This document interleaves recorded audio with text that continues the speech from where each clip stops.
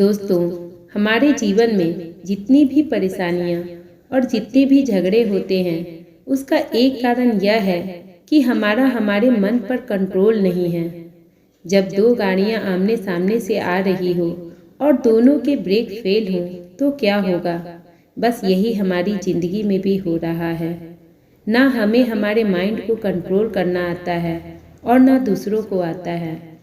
अगर हम अपने माइंड को कंट्रोल करना सीख लें तो हम अपने जीवन को खुशहाल बना सकते हैं। एक छोटी सी कहानी। एक राजा के पास एक घोड़ा था जो बहुत ही सुंदर था, पर बदमाश और अनट्रेंड भी था। किंतु राजा को वो घोड़ा बहुत पसंद था। वो चाहता था कि कोई उस घोड़े को अच्छे से ट्रेन कर दे, जिससे कि घोड़े की सुंदरता में चार चांद लग जाए। पर कोई भी ट्रेनर उस घोड़े को ट्रेन नहीं कर पा रहा था। जैसे ही कोई उस घोड़े की पीठ पर बैठता था, घोड़ा उसे उठाकर फेंक देता था। और राजा को वो घोड़ा इतना अधिक पसंद था कि राजा ने किसी को भी उसे मारकर ट्रेन करने की इजाज़त नहीं दे रखी थी। इसलिए भी कोई उस घोड़े को ट्रेन नहीं कर पा रहा था और न ही काबू कर पा रहा था। राजा ने अपने राज्य में यह भी खबर दे रखी थी कि जो भी इस घोड़े को ट्रेन कर देगा, उसे 1 लाख सोने की मोहरें दी जाएंगी। पर कोई भी सफल नहीं हो पा रहा था। एक दिन एक युवा ट्रेनर उस राज्य में आया और राजा से बोला, महाराज, मैं आपके घोड़े को ट्रेन कर सकता हूँ, पर उसके लिए मेरी 2 शर्तें होंगी। राजा ने कहा, ठीक है, अपनी शर्तें बताओ। ट्रेनर ने कहा, मुझे इस घोड़े को ट्रेन करने के लिए 1 साल का वक्त चाहिए और मेरी दूसरी शर्त यह है कि मेरे रहने का प्रबंध इस घोड़े के साथ ही किया जाए और इस घोड़े के खाने पीने सोने की जिम्मेदारी भी मुझे ही सौंप दी जाए। राजा ने सोचा, यह भी करके देख लेते हैं, और सारी व्यवस्थाएं वैसे ही कर दी गई जैसा ट्रेनर ने कहा था। दूसरे दिन ट्रेनर ने घोड़े को एक बड़े से बाड़े में ले जाकर खुला छोड़ दिया। अब वह घोड़ा बाड़े में तेजी से घूमने लगा और वह ट्रेनर बाड़े के किनारे किनारे खुद भी तेजी से दौड़ने लगा। कुछ देर बाद उस ट्रेनर ने खुद घोड़े को चारा खिलाया और आराम से उसी बाड़े में लेट गया। घोड़ा उस बाड़े में आजाद था, कोई रस्सी नहीं लगी थी। शाम को वह ट्रेनर खुद बाड़े में दौड़ने लगा।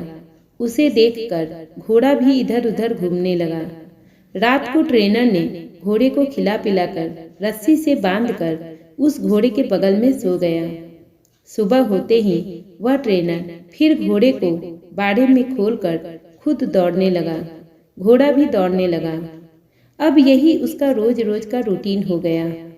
वह दिन भर घोड़े को खुला रखता, उन्हें नहला धुलाकर लाता और खिलाता पिलाता, उन्हें प्यार करता, उनके साथ खेलता और शाम को उन्हीं के साथ सो जाता। धीरे धीरे घोड़े को लगने लगा कि यह ट्रेनर उसका दोस्त है, क्योंकि जब से वह ट्रेनर आया था, वह घोड़ा आज़ादी महसूस करने लगा था। घोड़ा अब ट्रेनर को प्यार भी करने लगा था। ऐसा करते करते 1 साल बीत गया। अब राजा को यह सूचना दी गई कि घोड़ा अब ट्रेन हो चुका है। राजा उत्साहित होकर घोड़े को देखने गया। राजा साहब के आते ही ट्रेनर घोड़े पर बैठकर लगाम पकड़कर सवारी करने लगा। घोड़ा आराम से बाड़े के किनारे दौड़ लगा रहा था। राजा को बहुत आश्चर्य हुआ। उसने ट्रेनर से पूछा, तुमने इसे कैसे ट्रेन किया? तो ट्रेनर ने बताया, पहले मैं इसके साथ रहकर इसको आज़ादी देकर इसका दोस्त बन गया। फिर धीरे धीरे मैं इसके सामने दौड़ता था। मुझे देखकर यह भी दौड़ने लगता था। फिर मैं धीरे धीरे इसकी पीठ पर सीट रखने लगा। शुरू में तो ये सीट को गिरा देता था, फिर धीरे धीरे यह सीट को पीठ पर लेकर दौड़ने लगा। फिर मैं इसकी सीट पर तब बैठता था जब यह सिर्फ खड़ा रहता था।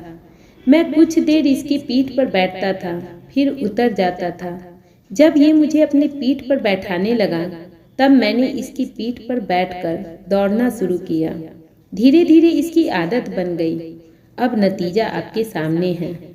राजा बहुत खुश हुआ। राजा ने ट्रेनर को 1 लाख सोने के सिक्के भी दिए और उस ट्रेनर को अपने यहाँ घोड़ों की ट्रेनिंग के लिए भी रख लिया। दोस्तों, इस कहानी से हमें जीवन की बहुत बड़ी सीख मिलती है कि हमारा मन भी एक चंचल घोड़े के समान है। अगर हम इसे अपनी समझदारी से वश में करेंगे तो हमारा यह मन रूपी घोड़ा हमारे वश में होगा। यह कहानी हमें यह भी सीख देती है कि हमारे छोटे, चाहे वह कोई भी हो, हमारे बच्चे ही क्यों न हो, अगर हम अपनी बुद्धि से उन्हें सही राह दिखाएंगे तो वे जिंदगी की रेस में एक ट्रेंड घोड़े की भांति दौड़ेंगे और सफलता के हर शिखर को छू लेंगे। और अगर हम उन्हें थोड़ी सी आज़ादी देंगे, थोड़ा प्यार देंगे और उन्हें यह एहसास दिलाएंगे कि हम उनके दोस्त हैं, तो चाहे वे कितने ही जिद्दी क्यों न हो, कितने ही अनकंट्रोल क्यों न हो, उसी राह पर चलने लगेंगे जिस राह पर उन्हें चलना चाहिए। बस उनके साथ साथ हमें अपने मन को भी कंट्रोल में करना होगा।